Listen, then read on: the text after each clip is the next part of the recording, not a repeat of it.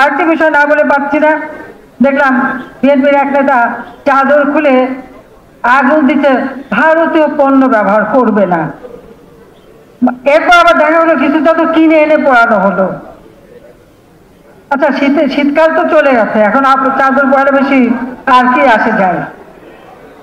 কিন্তু আমার প্রশ্ন, যে নেতারা এখন বলছেন ভারতীয় পণ্য বর্জন করেন, তাদের বউদের কয়খানা ভারতীয় শাড়ি আছে? তাহলে বউদের কাছ থেকে সেই শাড়িগুলি এনে কেন পুড়িয়ে দিচ্ছে না?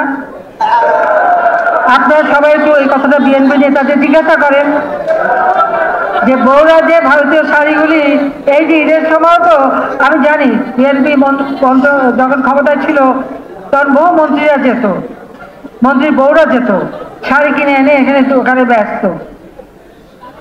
আমার পরিচিত কয়েকজন আমি দেখেছি, নিজেও দেখেছি। আমি একবার প্লেনে যাই, দেখি সাথে 5 জন একসাথে। আমি কি ব্যাপার, 5 মন্ত্রী বউ একই সাথে?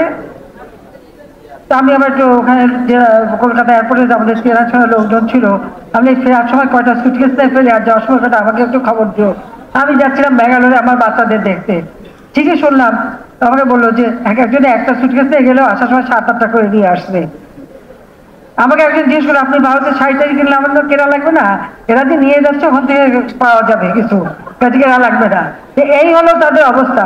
তা আমি এখন বলবো আমাদের এই বিএনপি নেতাদের, যারা যারা ভারতীয় পণ্য বর্জন করবেন, সবাই বাড়িতে যেয়ে তার বউরা যেন কোনো মতে কোনো ভারতীয় শাড়ি না পরে, তাদের আলমারিতে যে কটা শাড়ি আছে সব এনে যেদিন ওই অফিসের সামনে পরাবেন, সেই দিন বিশ্বাস করব যে আপনারা সত্যিকার ভারতীয় পণ্য বর্জন করলেন।